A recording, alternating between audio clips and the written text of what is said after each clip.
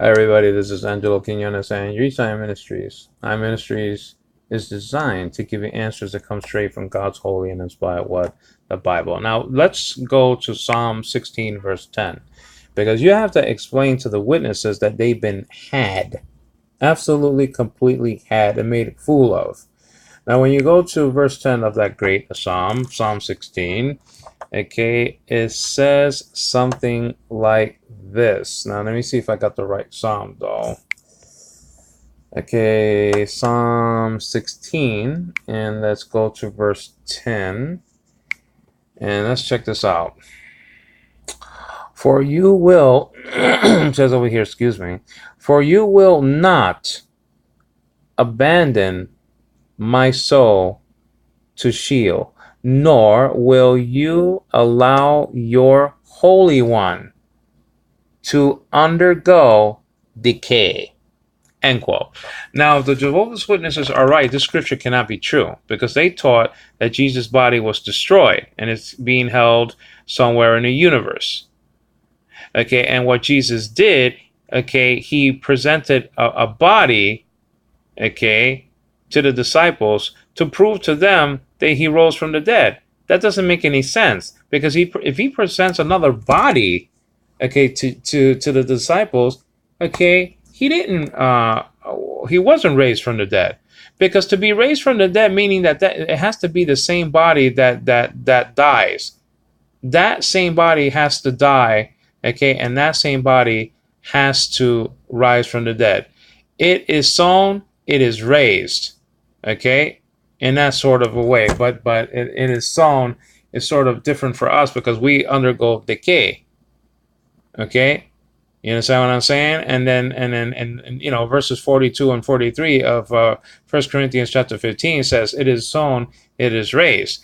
That it refers, okay, to the it that was sown. You understand what I'm saying?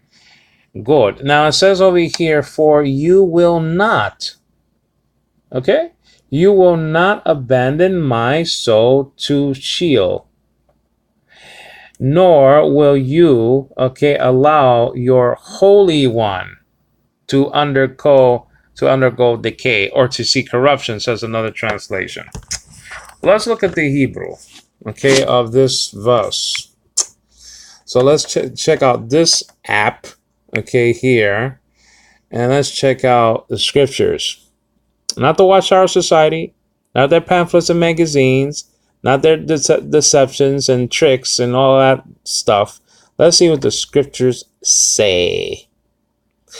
In order to go to the scriptures about this, let's go to Psalm, okay, 16. So let me press 16 over here where it says chapter, and I'm going to turn it to the side.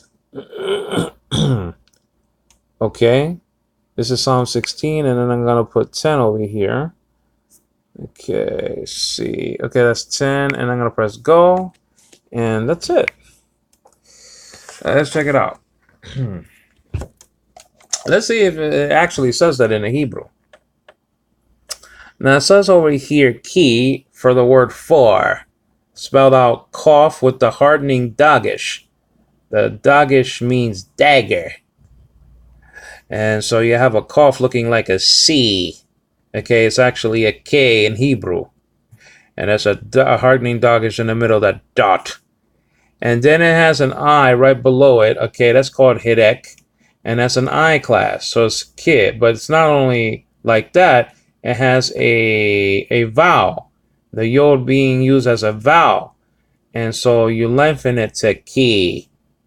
For, F-O-R. Key. Now, in Greek Septuagint, probably it's like gar or something like that. Now, after for, F-O-R, is the Hebrew word lo, which is the negative in Hebrew. In Greek, it will be like o or uch or uk, you know, like that. You know what I mean? But this is lo, tagged by the Strong's number index 3808. Now, under it, it says not, N-O-T. Now, how do you spell lo? Well, you have the lamed. It looks like an upside down. Now, I'm at 3808, right? To the almost top right-hand corner. Remember, you read Hebrew from right to left, okay?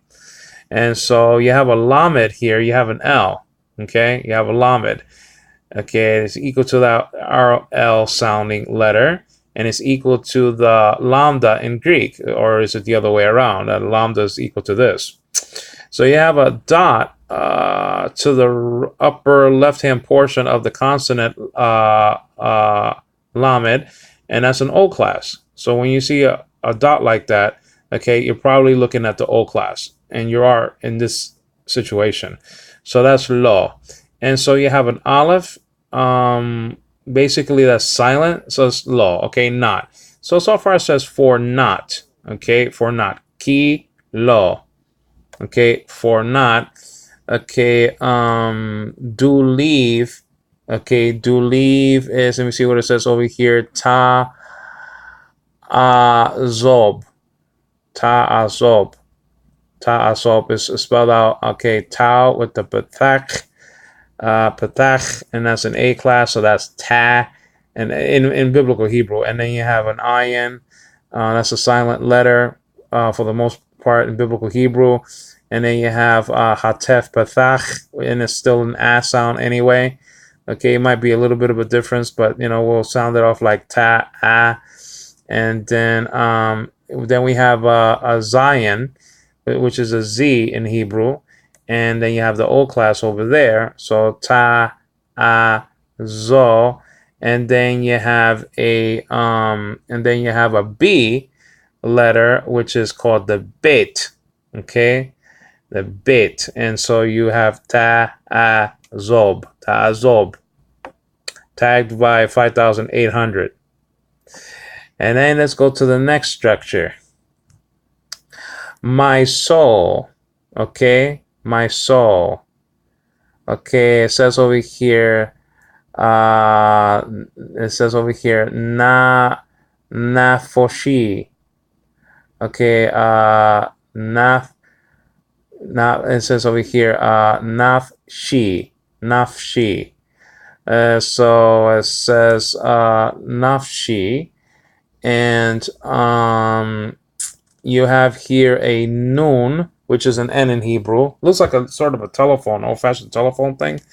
And then you have the pathach, a little line in Hebrew under a consonant. It's a A class. That's all it is. It looks like a dash to us, but it's an A class. Okay, that's the way the Masoretes actually designed this stuff. Okay, and then that's Denise over there. Thanks, Denise, for your message. And so you have na, and then you have a pay. Okay, you have a pay, and then you have the schwa. So I mean, it could say nap. Okay, and then napshi. Okay, so you have nap. The first syllable is nap. Nun with the pathach, so that's na, and then pay with the schwa. So then so the pay is hard because of what follows, what preceded it, and what preceded it was a vowel, pathach. So it's, even though it doesn't have a hardening dogish, the pay is still hard anyway, because this pay can be a P sounding letter or a PH. So just nap. And then the schwa underneath the page is telling you just one syllable, nap. And then you have she as the second syllable. You have the sheen, and then you have the sheen dot over it to the upper right hand corner. So that's just telling you it's an SH. If it was to the other side, it would be an S. Okay, it looks like a W. It's not a W. It's an SH because of what I just said. And then you have a dot underneath it. Forget about the horn for now. The dot underneath it, and so that's an I class. Okay, and then you have a vowel after that. The yod acting like a vowel, making the I is a long I sound. So napshi, and the horn is just telling you that that the emphasis is to be on the last syllable. So that's just the horn. That's just the horn underneath the sheen. So far it says over here, for ki, not lo, do leave, and that's Let me see. Ta'azob. My soul, okay. Nafshi. Okay, so I believe is nefesh, right? So the E is showing possession. Is showing possession. Okay, and then to shield. Okay, so you have here leash all. Leash all. Now by itself it will be just Sheol. But this is to Sheol. Okay, it's I believe that lamed is I'm not lamed. I'm sorry, it's not lamed. Yeah, lamed. That's a preposition. Okay, to Sheol. Okay, leash all. Okay, by itself, if you just trace this word 7,585, it's just going to be Sheol. And then neither, okay, lo, the Hebrew negative again. At the left hand side now, 3,808. Okay, will you allow? That's in the future tense in Greek. It probably has like a tense formative, some kind of tense formative. I don't have it in front of me, so I can't tell you that right now. Okay, and it says teat tain. So you have a tau, and I'm underneath 5,414. Let me see how much time I got left over here. I got like 3 minutes. So 3 minutes. So under 5,414, you have the word that means will you allow, and so that's tau with the Hidek I class. Okay, so that's a T. It looks like a table, but it's it's a T, and then that's called tau, and then it has an I class underneath it. One dot underneath a consonant is an I class. It's called Hidek. So you say tit.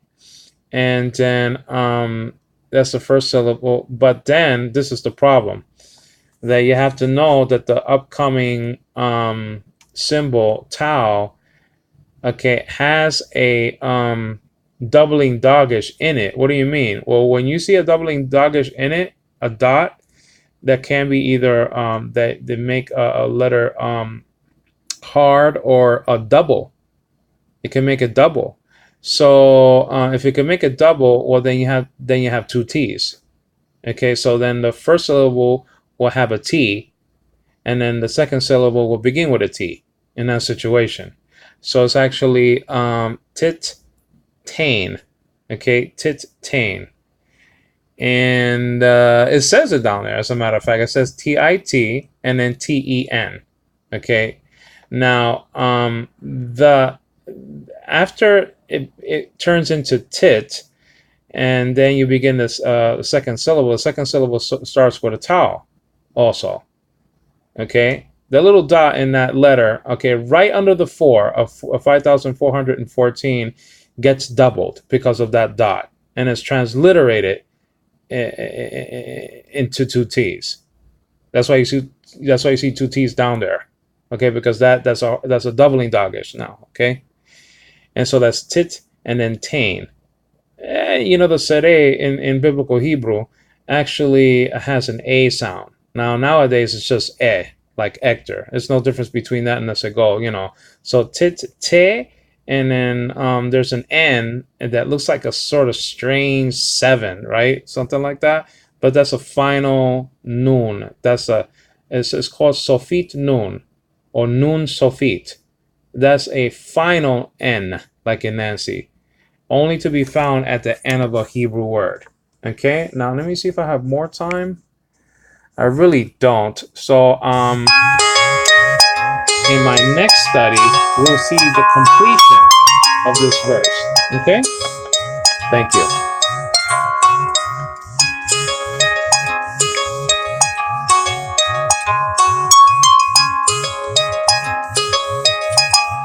May the God of Yisrael get the complete and total glory for the study.